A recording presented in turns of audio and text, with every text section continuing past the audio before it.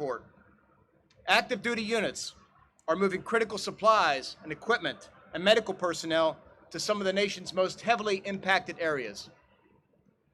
The department's world-class doctors and scientists are at the forefront of infectious disease research, working alongside our government and private sector efforts to accelerate a vaccine and therapeutics for this virus. And now, in this great time of need, the President has directed the deployment of our nation's most powerful symbols of medical care and compassion, the Navy's two hospital ships, the Mercy and the Comfort. Both ships have a tremendous history of humanitarian assistance and have provided care for people throughout the world. This exceptional legacy continues as they now take care of their fellow Americans. The skilled medical professionals who will set sail on the Comfort will play a critical role in freeing up capacity in hospital beds in the New York area. I'd like to thank them for their sacrifices and for their commitment to the well-being of the American people. Finally, I'd like to thank President Trump for his bold leadership and support to the men and women of the United States Armed Forces. This is an unprecedented time for our nation, and your leadership, Mr. President, is uniting the American people to defeat this virus. I am confident we will get through this together. We will prevail. Thank you, and it is my great honor to now welcome the President of the United States and our Commander-in-Chief, President Donald Trump.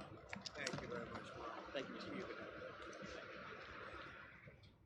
Thank you very much, Mark, and you're doing a fantastic job, and our country appreciates it very much. And thank you, everybody, for being here today. I'm deeply honored to be at Naval Station Norfolk, the largest naval base anywhere in the world, and the home to the most powerful fleet that has ever sailed the seas. I just passed some of the most beautiful and, frankly, the most highly lethal ships that I have ever seen in my life, and there are a lot of them. And they're in better shape now than they have been for many, many decades with what we're doing. We're grateful to be joined by Commander of the U.S. Fleet Forces, Admiral Christopher Grady, and Commander of the U.S. Second Fleet, Vice Admiral Woody Lewis. Thank you both for being here. We appreciate it very much. As we gather today, our country is at war with an invisible enemy. We are marshaling the full power of the American nation, economic, scientific, medical, and military, to vanquish the virus, and we will do that. Today, I'm here to express my profound gratitude to the dedicated service members who will soon be on the front lines of this fight. In a few moments, the crew of the Navy hospital ship USNS Comfort, which is really something, will embark for New York City, where they will join the ranks of tens of thousands of amazing doctors, nurses, and medical professionals who are battling to save American lives. This great ship behind me is a 70,000-ton message of hope and solidarity to the incredible people of New York, a place I know very well, a place I love. We're here for you, we're fighting for you, and we are with you all the way, and we always will be. You have the unwavering support of the entire nation, the entire government, and the entire American people. After being rushed out of maintenance with historic speed, it was supposed to be here for 4 weeks, and they did it in 4 days. The Comfort will arrive at Pier 90 in Manhattan on Monday, 3 weeks ahead of schedule. Its crew will begin treating patients on Tuesday. It will be met in New York Harbor by Governor Cuomo, who I just spoke with. He's very excited, and they need the help. The skilled sailors and civilian mariners aboard this ship will provide a critical surge capacity for the New York metropolitan area. Their mission will be to care for New Yorkers who do not have the virus but who require urgent care. In other words, They'll be using this. People will be coming out of hospitals who don't have the virus, and they'll be on the ship where they have great operating rooms and great facilities. And the places inbound on land will be where people that have the virus will be. So the people with the virus will not be on ship. The ship will be used for people having operations and other things other than that. By serving these emergency patients away from the hospitals, beds will be opened up all over the city for those who are infected. This ship can handle a lot of people, so it will open capacity all over the city. And it'll be ready to address any life-threatening medical emergency. It is stocked. It's stocked to the brim with equipment and medicines and everything you can think of. Importantly, by treating non-infected patients remotely on the ship, it will help to halt very strongly the transmission of the virus. The Comfort sister ship on the West Coast, the USNS Mercy, arrived ahead of schedule substantially in port yesterday. Governor Gavin Newsom was very thankful for it. They're working very hard in California. It's performing a similar mission for the people of Los Angeles and the people of California. As the USNS Comfort gets underway, it is fully loaded with 12 operating rooms, and they are fully equipped. 1,000 hospital beds, a medical laboratory, a pharmacy, an optometry lab, digital radiology, a CAT scan, 2 oxygen-producing plants, and a helicopter deck, which will be used very actively. It also bears our military's greatest weapon of all, a crew of nearly 1,200 outstanding members of the United States Navy, and I thank them very much. Among the sailors departing today are some of the finest doctors, nurses, technicians, orderlies, and medical staff anywhere in the world. These are true professionals, and no one performs better under pressure when lives are on the line. These are incredible people. We will stop at nothing to protect the health of New Yorkers and the health of the people of our country in their hour of need. I also want to remind everyone about the CDC's latest guidance. If you are from the New York metropolitan area and you travel elsewhere, we need you to self-quarantine for 14 days to help us contain the spread of the virus. And I am now considering, and we'll make a decision very quickly, very shortly, a quarantine, because it's such a hot area, of New York, New Jersey, and Connecticut. We'll be announcing that one way or the other fairly soon. This does not apply to people such as truckers from outside the New York area who are making deliveries or simply transiting through. It won't affect trade in any way. The Army Corps of Engineers and FEMA are racing to build temporary hospitals, which are now completed, by the way, in record time. 4 hospitals, 4 medical centers. And in speaking with the governor this morning, we're giving them an additional 4 large tents, which they need very badly. And the emergency medical stations in New York are top of the line. You have them in not only New York, but in California and Illinois. We'll be adding some to other states also. I've empowered our nation's governors with the resources to call up the National Guard and authorize the activation of ready reserves. 2 big words, ready reserves.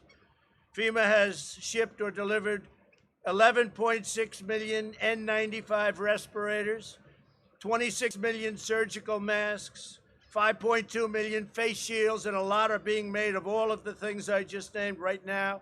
We have millions and millions of new medical items being made as we speak and purchased. 4.3 million surgical gowns, 22 million gloves, and 8,100 ventilators.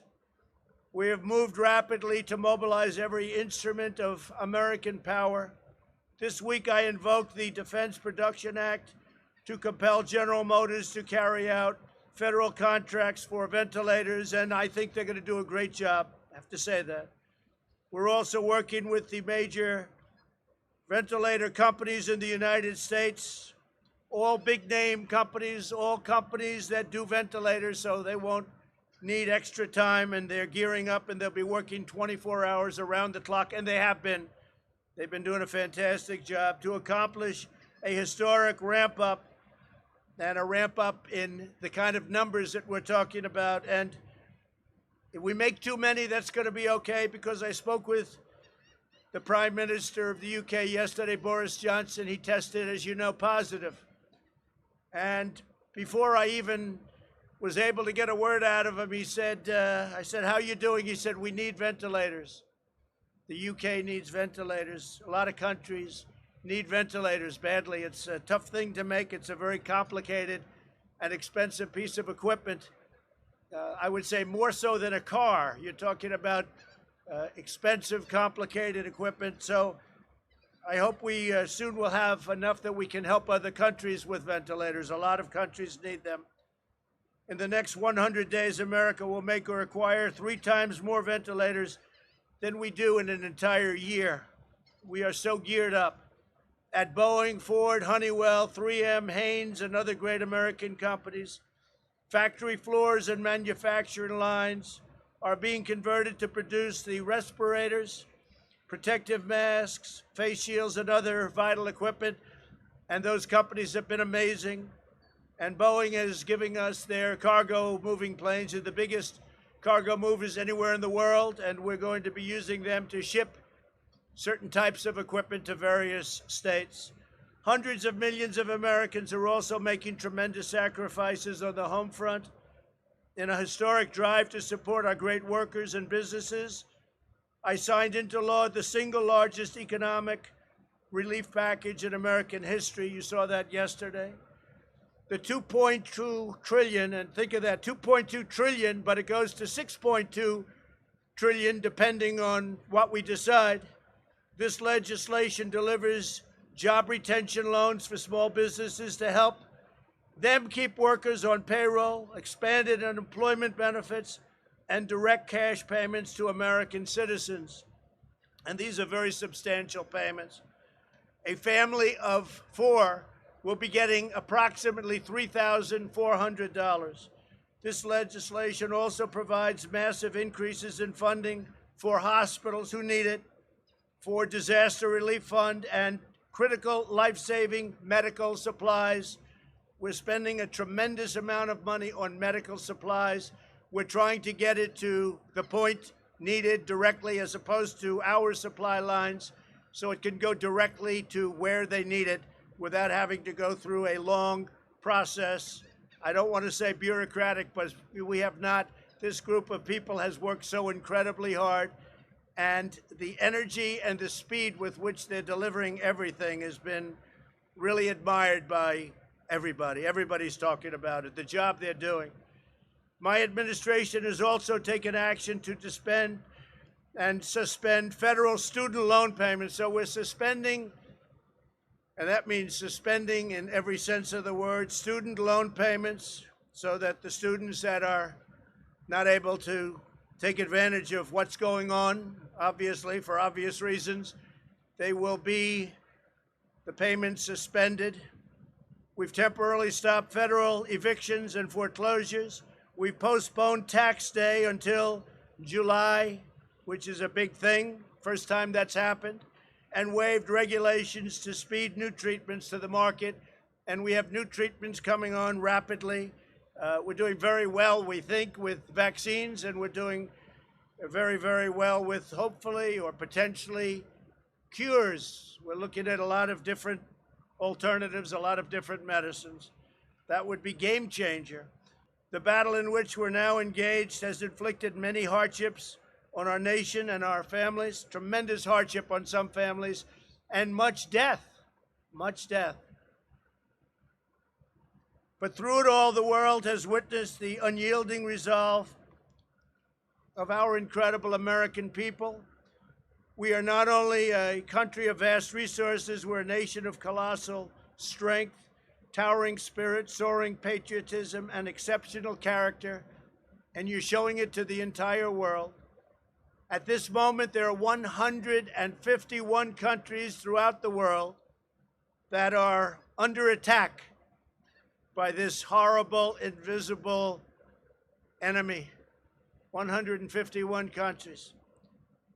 And we're in touch with a lot of them. Our professionals are the best in the world.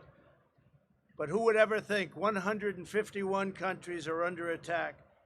We are one family bound together by love and loyalty, the eternal traits so perfectly embodied by the extraordinary men and women aboard the ship and the men and women at this beautiful, scenic, but really tough base.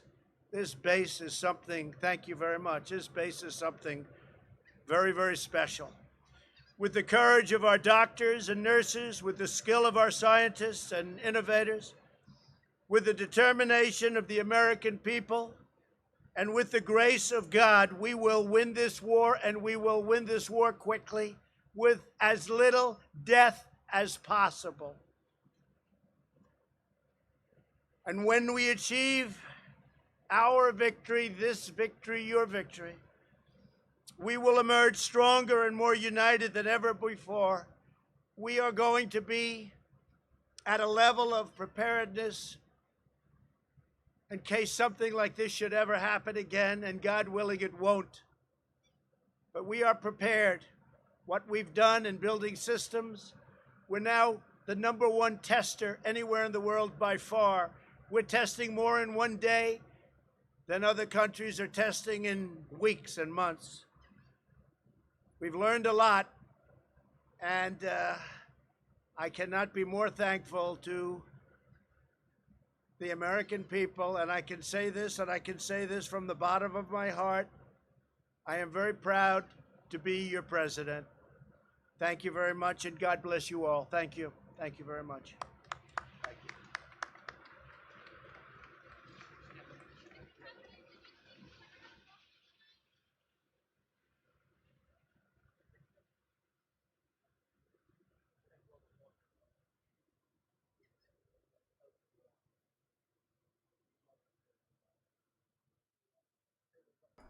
Alright guys, you are watching breaking live news as Trump at Norfolk USNS Comfort before it departs for New York today. Thanks for choosing Crime Wave News as your source of unbiased, agenda-free news.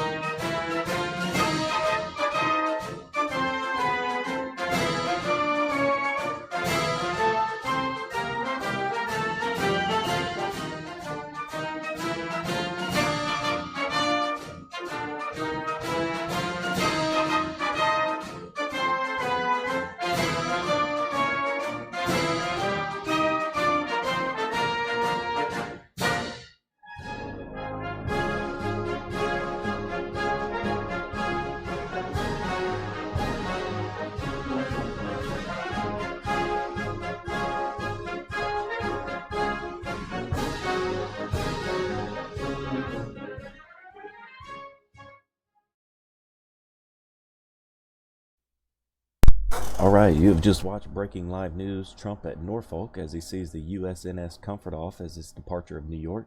Live. Thanks for choosing Crime Wave News as your source of unbiased, agenda-free news. Please show some support in our mission and like and subscribe to these videos. See you all at the next breaking story.